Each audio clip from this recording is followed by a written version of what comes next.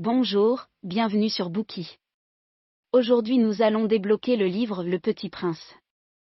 Dans les années 1940, la Seconde Guerre mondiale a balayé le monde. Elle a apporté non seulement le chaos, mais aussi le déclin spirituel.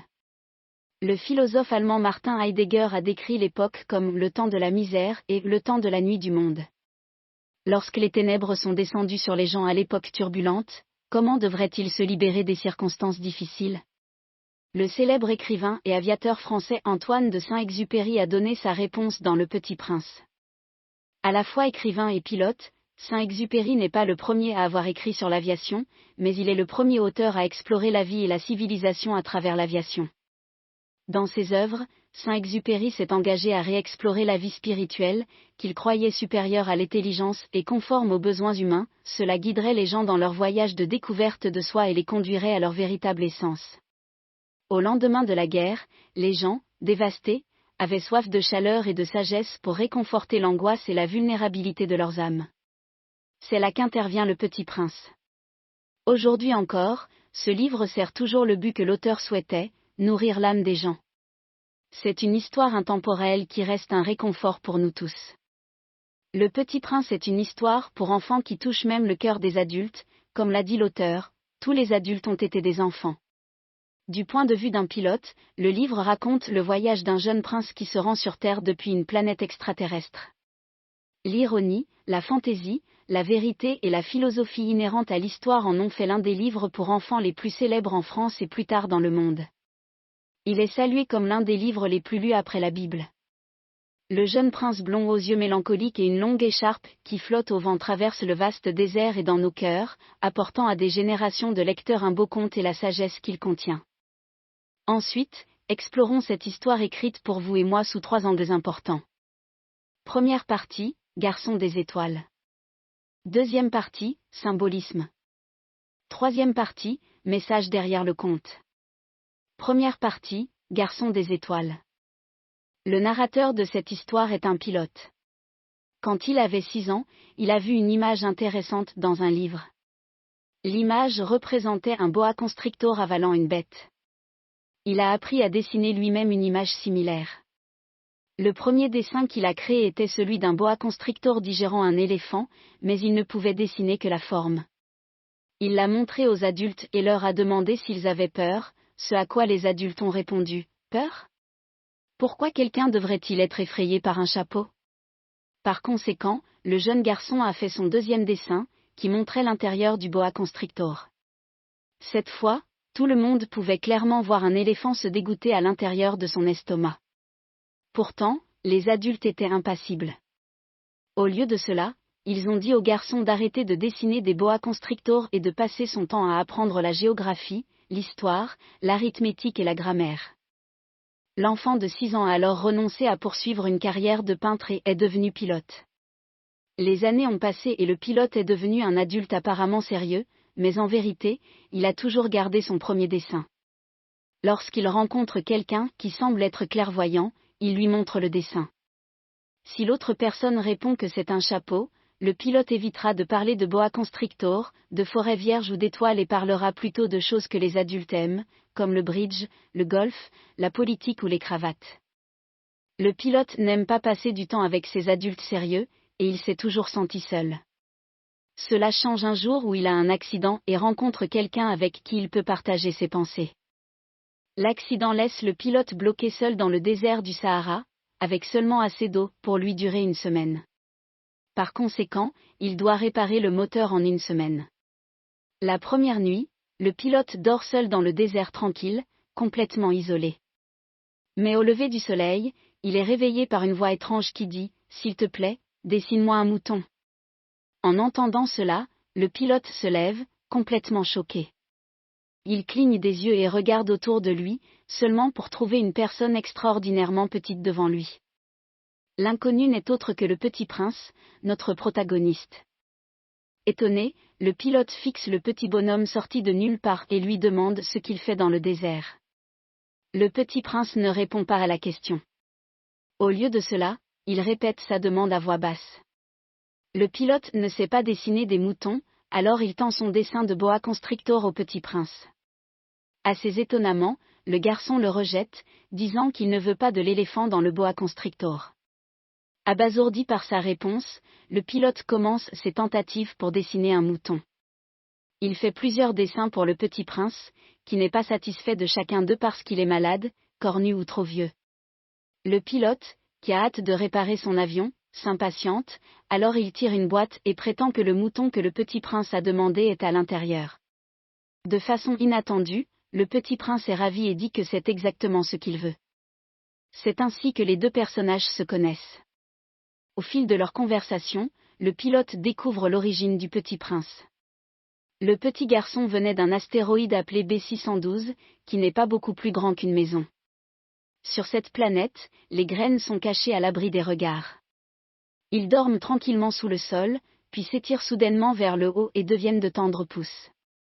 S'il s'agit d'un semis de radis ou d'une rose, le petit prince le laisserait pousser à volonté.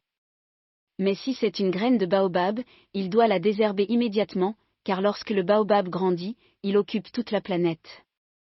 Ses racines et ses branches se sont répandues partout, divisant finalement la planète en morceaux. Par conséquent, le petit prince a parcouru la planète et inspecté soigneusement les semis chaque matin pour éliminer les dangers cachés. Sur sa petite planète, le petit prince prenait plaisir à regarder le soleil se coucher. Il pouvait voir le coucher du soleil à tout moment simplement en déplaçant sa chaise de quelques pas. Un jour, alors qu'il était particulièrement triste, le petit prince regarda 44 fois le coucher du soleil. Outre le coucher de soleil, il en est une autre que le petit prince adore, une rose. Cette rose était différente des autres fleurs qui fleurissaient et se fanaient tranquillement sur la planète. Avant que la rose ne s'épanouisse, elle restait dans son bouton et s'habillait lentement, jour après jour, jusqu'à ce que le soleil se lève un matin. Quand elle s'est enfin montrée, le petit prince était émerveillé, et il n'a pas pu s'empêcher de louer sa beauté. La rose n'était pas du tout humble et accepta avec joie son compliment. Alors qu'ils commençaient à passer plus de temps ensemble, la rose tourmentait le petit prince avec sa paranoïa et sa vanité. Elle a demandé le petit déjeuner. Elle demandait le petit déjeuner. Elle se plaignait des courants d'air et voulait qu'il la protège avec un écran ou un globe de verre et se mit même à tousser. Épuisé, le petit prince se dit doucement, cette fleur est une créature très complexe. Malgré son amour pour la rose, il se sent épuisé et se préparait à quitter la planète. Le jour de son départ, le petit prince a soigneusement nettoyé le volcan de la planète, arracha les pousses de baobab et arrosa la rose pour la dernière fois. Alors qu'il était sur le point de poser le globe de verre sur elle, le petit prince était au bord des larmes. Il a fait ses adieux à la rose, qui n'a d'abord rien dit. Plus tard, elle rompit le silence et avoua qu'elle aussi aimait le petit prince. Mais elle s'était comportée d'une manière si stupide et n'avait pas réussi à lui exprimer son amour d'une manière qu'il comprenait. Avouant sa faute, la rose demanda pardon au petit prince et espéra qu'il trouverait le bonheur. Elle a également ajouté qu'elle n'avait pas vraiment besoin d'un pare-brise, expliquant que son rhume n'était pas si grave. Tout en parlant, elle pressa le petit prince de s'en aller, car elle ne voulait pas qu'il la voie pleurer. Elle était une fleur fière après tout. Après avoir dit au revoir à la rose, le petit prince a commencé son aventure. Il a visité 6 astéroïdes à proximité avant de venir sur Terre. Le petit prince a atterri dans le désert du Sahara. Alors qu'il se demandait s'il s'était trompé de planète, le petit prince aperçut soudain un serpent couleur claire de lune. Le serpent dit au petit prince qu'il était bien sur Terre. Il a également affirmé qu'il pouvait le renvoyer chez lui. Le petit prince a refusé l'offre du serpent et est passé à autre chose. Il arriva devant un jardin et fut surpris de constater que toutes les fleurs ressemblaient exactement à sa rose. Après avoir discuté avec eux, le petit prince apprit que ces fleurs étaient toutes des roses. Il était dévasté, car sa fleur avait dit un jour qu'elle était la seule de son espèce dans l'univers. Mais maintenant, il y avait 5000 roses exactement comme elle dans ce seul jardin. Alors que le petit prince pleurait, un renard apparut devant lui. Frappé par la beauté de l'animal, le petit prince voulut jouer avec lui.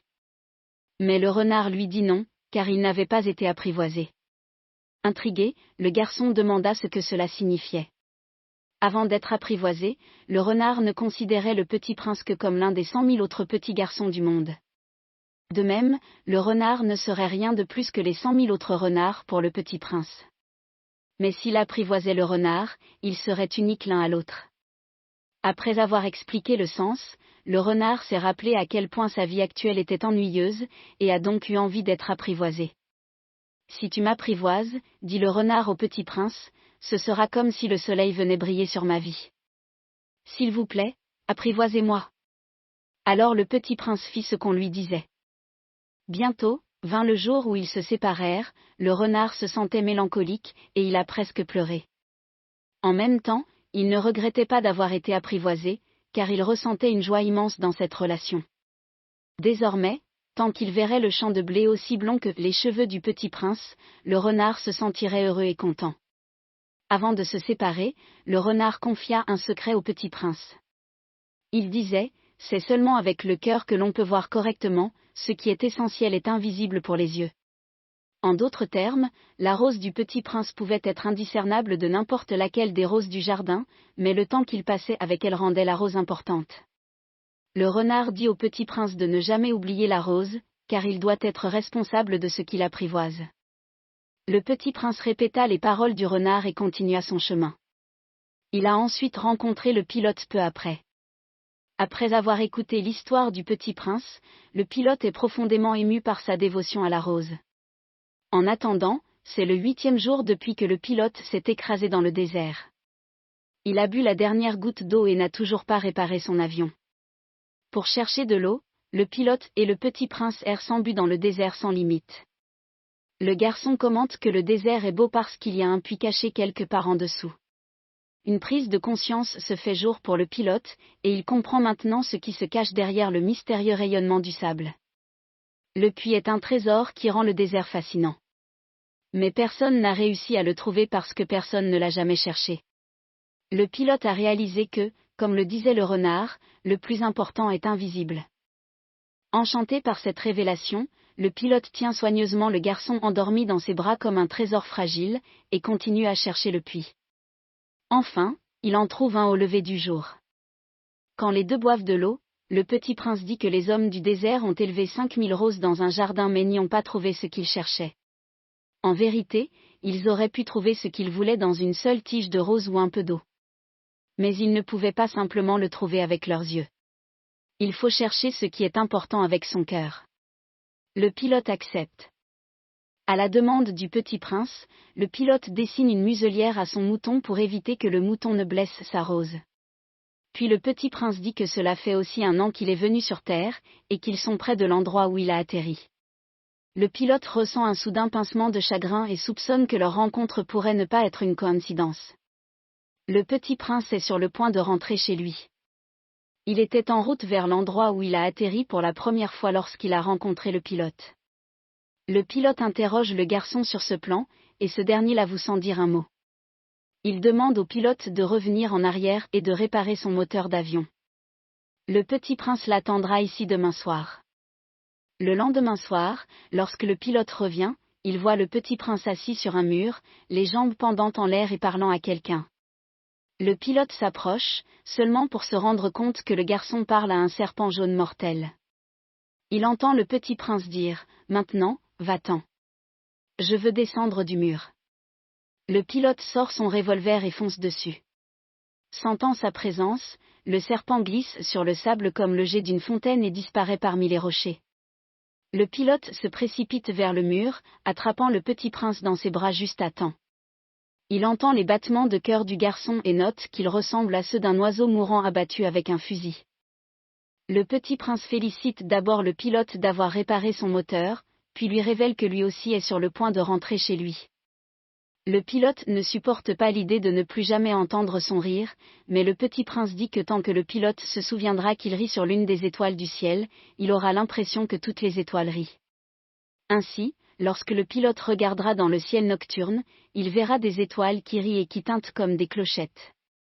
C'est le cadeau du petit prince au pilote, 500 millions de petites clochettes. Le garçon la compare à l'eau du puits que le pilote l'a alimentée, ajoutant que lorsqu'il regarde les étoiles de sa planète natale, il verra à la place 500 millions de sources d'eau douce. À la fin, le petit prince explique que sa maison est trop loin et que le voyage est long. Il ne peut pas voyager avec son corps.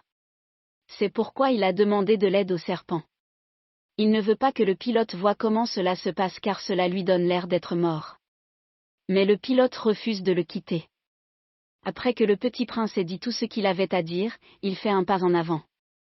Juste à ce moment, le serpent émerge et passe devant sa cheville, et le garçon tombe aussi doucement qu'un arbre tombe. Merci d'avoir écouté. Vérifiez le lien ci-dessous pour déverrouiller le contenu complet.